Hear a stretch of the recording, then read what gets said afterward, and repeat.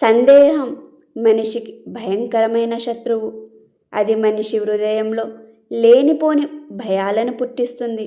వాటి వల్ల ఎంతో నమ్మకంతో జయించగలమన్న వారి ముందు సైతం మనం తల వంచుకోవాల్సిన విషమ పరిస్థితులు ఎదురవుతూ ఉంటాయి.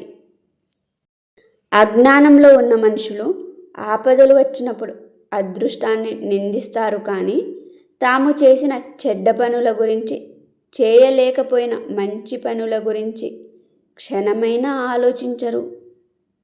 మన మనసులో నిరంతరం సజీవంగా ఉండే క్రియాత్మకమైన ఆలోచనలు మన జీవితంతో పాటు ప్రపంచాన్ని సహితం మార్చేస్తాయి. జీవితంలో పైకి వచ్చే ఎంతోమందిని చూసి మనం అదంతా అదృష్ట ఫలితం అంటుంటాం. అయితే మనం ఓ విషయం తెలుసుకోవాలి. అదృష్టం అనేది అన్ని విధాల సిద్ధంగా ఉన్న మనిషిని వరిస్తుంది. అవకాశాలు వచ్చి మన తలుపులు తట్టవు, మనమే వెళ్ళి వాటి తలుపులు తట్టాలి. అయితే ఓసారి మనం ఆ పని చేశామంటే మనకి ఎక్కడ పడితే అక్కడ అవకాశాలు కోకొల్లలుగా దర్శనమిస్తుంటాయి.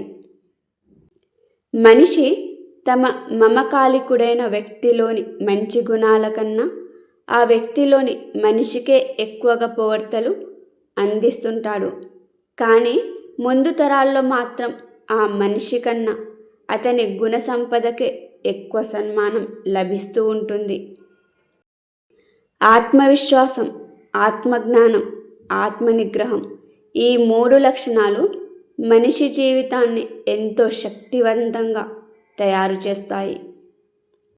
సంస్కృతి అంటే కేవలం ఓ ఆభరణం కాదు, అది ఓ జాతి స్వభావానికి సజీవమైన ప్రతీక.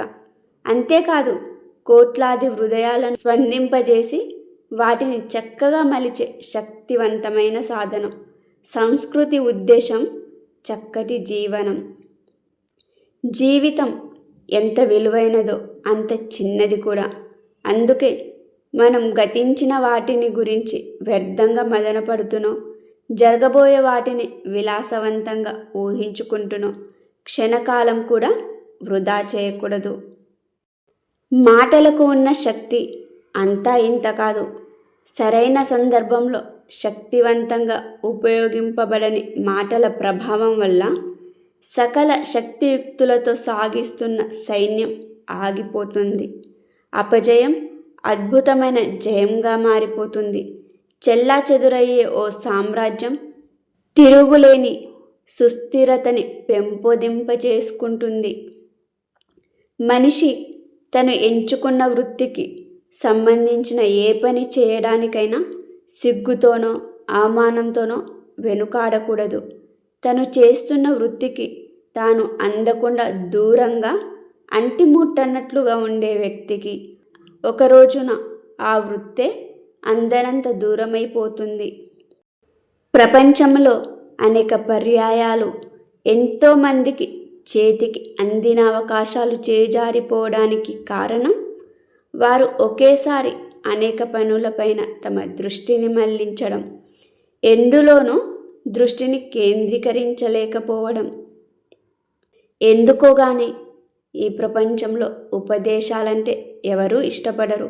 నిజానికి వాటి అవసరం ఎక్కువగా ఉన్నవారు వాటిని ఎంతో తక్కువగా ఇష్టపడుతుంటారు. జీవితంలో భరించలేని తలంపులు ఎదురయ్యేది మనం ఏవేవో ప్రశంసలని ఊహించుకుంటూ ఎంతో కష్టపడి పనిచేసి చివరకు ఊహించని విధంగా ప్రశంసలు లభించక మనం మానసికంగా కృంగిపోయినప్పుడు. Thank you for watching. Like, share, subscribe to my channel.